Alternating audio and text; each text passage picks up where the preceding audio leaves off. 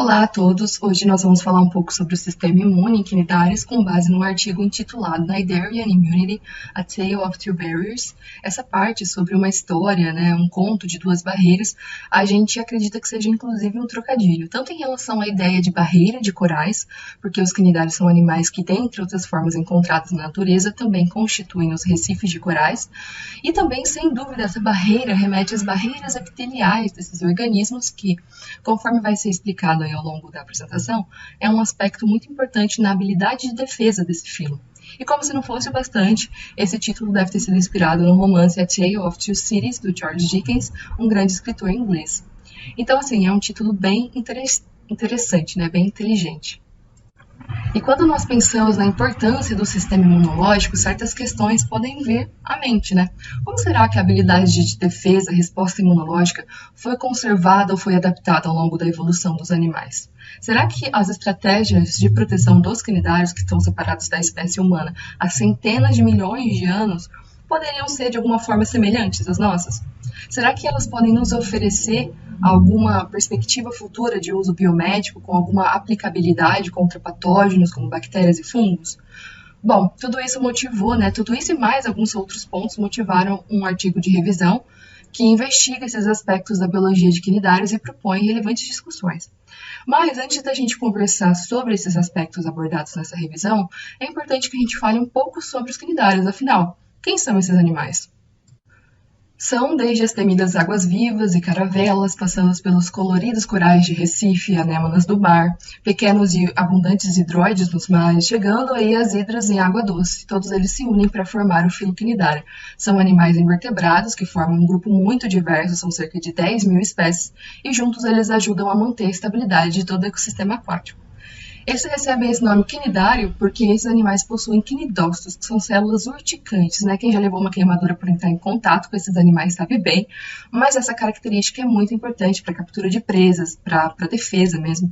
Então, quando o animal detecta ali alguma perturbação, o cnidócito desencadeia a liberação de complexas toxinas, chamadas quinidas, que saem por essas estruturas tubulares, por esses filamentos. Então, esses aspectos justificam o nome do filo. Falando aí rapidamente sobre algumas características e hábitos desse grupo, nós podemos citar primeiramente o grau tecidual de construção desses animais, que são animais diploblásticos. Em resumo, isso indica que eles são formados a partir de dois folhetos embrionários, o ectoderma e o endoderma, e por isso os tecidos não formam um órgão, são animais bem simples. Entre esses epitélios, eles possuem uma camada gelatinosa intermediária, o que é muito importante, chamada mesocleia, que funciona como se fosse um tecido conjuntivo. Além disso, esses animais têm a tendência de formar colônias, aglomerados de indivíduos, como são os corais, e algumas espécies têm ciclos de vida dimórficos. Isso significa que a gente pode encontrar na natureza duas formas adultas diferentes, uma chamada pólipo e a outra chamada medusa. Existem outros atributos importantes, mas esse já nos permite entender algumas relações evolutivas e a proposta de discussão sobre o sistema imune desses animais. Bom, os cnidários estão entre as linhagens mais antigas da filogenia animal. Os primeiros organismos são datados lá do pré-cambriano, ou seja, mais de 550 milhões de anos atrás, antes da explosão de diversidade na era cambriana. E os cnidários são, conforme tratados ali no artigo, um grupo irmão de Bilateria, que é um clado composto pela maioria dos animais, incluindo nós humanos. Muitos trabalhos voltaram a analisar essas relações de parentesco entre os organismos, principalmente a partir do sequenciamento genômico, uma técnica que avançou muito nos últimos tempos para caracterizar melhor essa variabilidade genética e ver como de fato esses organismos estão relacionados. E essas análises mostraram que existem muitas semelhanças na organização dos genomas e no conteúdo entre os cnidários e os bilatérios. Isso corrobora o fato de que eles formam aí um grupo monofilético com o bilatéria, e isso levanta bastante curiosidade sobre o que a gente pode encontrar então no ancestral comum. E dentre as classes de organismos que a gente encontra em cnidária, o pólipo de água doce, hidra, será o foco porque ele é um modelo muito popular para o estudo de imunologia comparada. E na imunologia comparada, é utilizado muito do campo da bioinformática, porque a gente está sempre lidando com muitos dados, são muitos sequenciamentos genéticos. Então, usar a informática para processar esse monte de informações é muito vantajoso, agiliza o processo, E no contexto dos canidários, os sequenciamentos associados ali à velocidade de processamento da bioinformática permitiu mesmo que a gente progredisse muito no estudo desses organismos que são mais basais na árvore de vida animal. Como exemplo, né, teve esse estudo que indicou uma relação entre um pouco mais de 1.700 genes humanos com doenças genéticas, e a partir disso eles investigaram as origens evolutivas desses genes, comparando com outros sequenciamentos genéticos de espécies mais ancestrais. E eles identificaram que esses genes de doenças surgiram há mais de 1 bilhão de anos atrás, em torno ali da primeira aparição dos organismos multicelulares, não sendo encontrado, inclusive, nenhum gene associado à doença depois da origem dos mamíferos. Isso mostra como que muitas doenças têm uma origem antiga e que o uso de organismos antigos como base comparativa, como é o caso dos canidários, nos ajuda então a entender como que esses genes são encontrados na gente, né, nós humanos. Bom, como a gente comentou anteriormente, os cnidários possuem duas camadas epiteliais, a ectoderme e a endoderme. Nas hidras, que é esse animalzinho da foto, as células epiteliais de ambas camadas possuem múltiplas funções, como por exemplo a atividade secretora e a fagocítica, além de, claro, auxiliar na captação e na digestão de alimentos. A atividade fagocítica permite que as bactérias presentes na cavidade gástrica do animal sejam fagocitadas e destruídas. Além disso, dentro da endoderme, há células glandulares que contribuem para reações imunes. Essas células, ao entrar em contato com os patógenos, ficam arredondadas e com diversas bolhas na superfície. E, internamente, a gente consegue identificar alguns grânulos e uma atividade secretora muito alta, que auxilia no combate do patógeno. Outro exemplo que a gente encontra de sistema imune é no coral leque do mar, que é esse da imagem.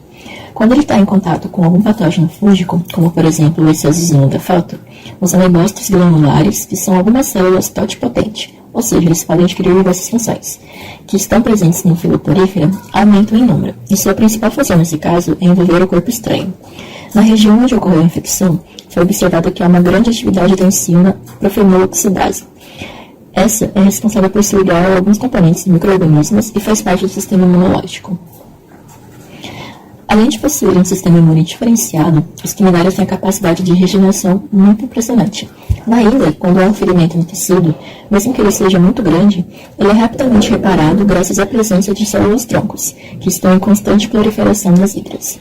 Já os patógenos, tanto bacterianos quanto fúngicos, são facilmente removidos por apoptose, que é a morte celular, e substituídos por novas células que não estão infectadas. Bom, nós já vimos alguns exemplos, né, que ilustram como que alguns cnidários não vivem sozinhos, mas além da formação de corais e das caravelas, né, os cnidários também vivem em associação com vários micro-organismos, como bactérias e fungos. E é muito comum encontrar relações mutualísticas, que é quando duas espécies, né, diferentes interagem e ambas levam vantagem. Por exemplo, muitas espécies de hidroides vivem nas conchas de vários moluscos, caranguejos ermitões e outros crustáceos. O hidroide tem ali a oportunidade de fazer um passeio gratuito e o hospedeiro pode obter uma vantagem, né, de proteção, de camuflagem. Sobre os micro-organismos, eles são muito importantes para o equilíbrio, eles ajudam, auxiliam de diversas formas. Os organismos têm muitos papéis na função fisiológica do coral hospedeiro, inclusive na preservação dos recifes de corais, que, né, vem sofrendo cada vez mais com os danos das atividades humanas e das alterações climáticas. E é importante lembrar que o sistema imune dos cnidários está claramente envolvido nisso, porque eles têm justamente a função de mediar essas interações. E olha aqui que interessante, né? No pólipo de água doce, hidra, várias diferentes espécies bacterianas foram encontradas em seus tecidos de acordo com a espécie de hidra estudada. E o que isso indica? Que o epitélio do cnidário parece estar ali selecionando os micro-organismos de espécies específicas. Aqui nessa outra imagem, né, mostra uma bactéria endosimbionte que vive no interior do corpo, aqui no citoplasma, né, de uma célula epitelial de hidra. E também são possíveis encontrar relações que ocorrem com algas unicelulares, né, que a gente tem uma hidra, formando uma relação estável com algas verdes, né, intracelulares. Essas algas, elas não conseguem viver fora do hospedeiro e para o pólipo acaba sendo interessante, acaba sendo vantajoso ter elas ali, porque com a fotossíntese elas fornecem muitos nutrientes. Porém, nem tudo são flores, né? Como esses organismos eles vivem num ambiente repleto de micro-organismos, pode ser que alguns deles causem efeitos prejudiciais. Então, agora caminhando para uma parte mais molecular, para que a gente possa entender como que essa comunicação ocorre lá na célula do cnidário, a primeira coisa que é importante nós sabermos é que essas células epiteliais, elas contam com receptores celulares, que são proteínas localizadas ali na membrana celular, em contato com o exterior, que conseguem detectar, reconhecer os padrões moleculares associados a patógenos, os PAMPs. como, por exemplo, uma proteína chamada flagelina, que compõe ali o flagelo bacteriano, ou então o RNA dupla fita dos agentes virais, né? Então, quando esses receptores percebem que tem um patógeno por ali, ou que de repente ele conseguiu invadir a célula, é desencadeado sinais intracelulares, várias reações bioquímicas dentro da célula, por ação de outros receptores, né? Dessa vez os DAMPs, que são receptores intracelulares capazes de detectar padrões moleculares associados a danos. E nos animais vertebrados, né, são identificados alguns tipos desses receptores. Só que, olha que curioso, né? Num estudo de sequenciamento genético de hidra, esse estudo mostrou que o gene que determina a produção desses receptores não estava presente. No entanto, eles encontraram algumas proteínas que tinham parte da sua estrutura parecida com regiões dos receptores encontrados em vertebrados, e foram reconhecidos 2 genes responsáveis pela síntese dessas proteínas. Isso indica, né, o que isso quer dizer? Que em hidra o receptor está presente, mas que ele é determinado por genes diferentes. Com isso, né, a gente pode levantar a hipótese, né, de que esses processos de resposta imunológica inata aí são uma característica muito ancestral, com origem no ancestral comum entre os quinidários e os animais bilaterais.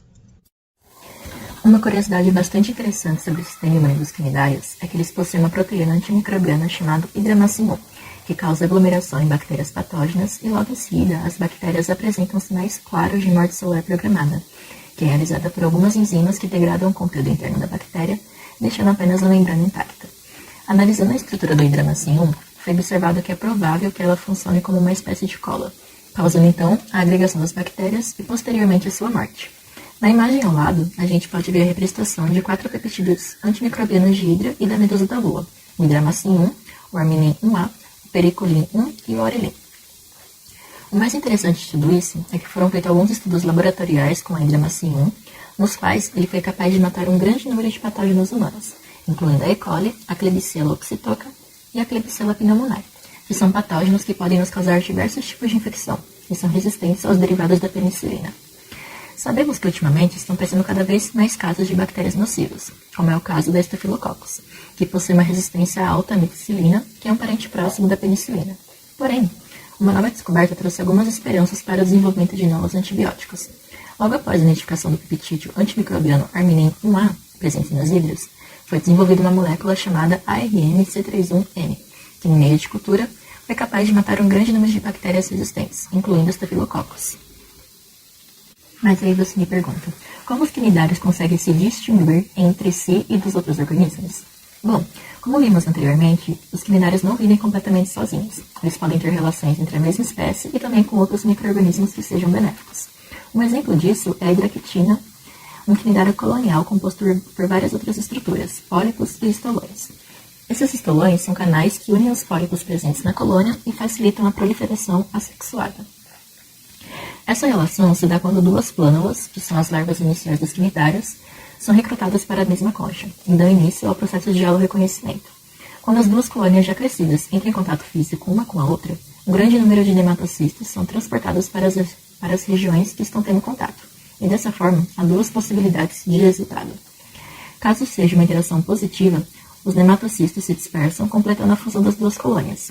Porém, se a interação não for benéfica, os nematocistos são disparados e danificam o tecido halogênico de ambas as colônias. Bom, ainda não se sabe muito sobre as moléculas envolvidas no processo de halo-reconhecimento dos quinidários.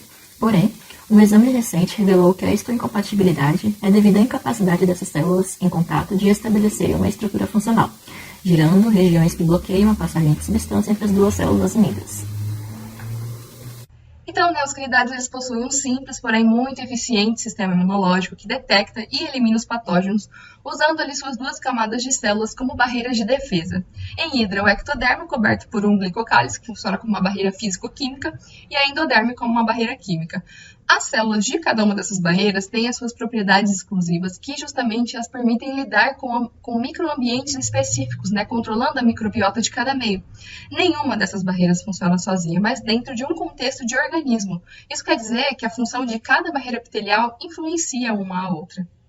E à medida que os pesquisadores vão examinando mais de perto as respostas imunes desses animais mais basais, fica cada vez mais claro que, ao invés das células imunológicas especializadas, como os macrófagos e os linfócitos, como encontrados na gente, as primeiras células de defesa na história evolutiva a responderem contra os patógenos são as células epiteliais. E os cnidários ainda devem contribuir muito com a imunologia comparativa, né? Como os cnidários estão sempre aí relacionados, associados a uma variedade de micro-organismos, compreender as interações e as moléculas envolvidas nessa comunicação vai fornecer um melhor entendimento dos papéis das comunidades microbianas na saúde dos cnidários e no processo de defesa desse animal. Ainda, né, com o aumento dos dados genômicos, dos aspectos funcionais desses organismos, a filogenia animal tende a ser cada vez mais e mais acurada.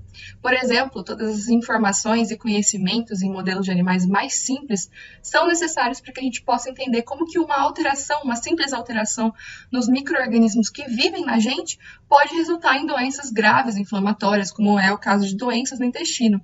Também na medicina, isso pode nos ajudar a desenvolver novos medicamentos contra bactérias resistentes a antibióticos, porque, como nós vimos, as moléculas antimicrobianas desses animais agem contra patógenos e pode ser uma alternativa eficaz, ou quem sabe um aditivo aos antibióticos nossos já existentes.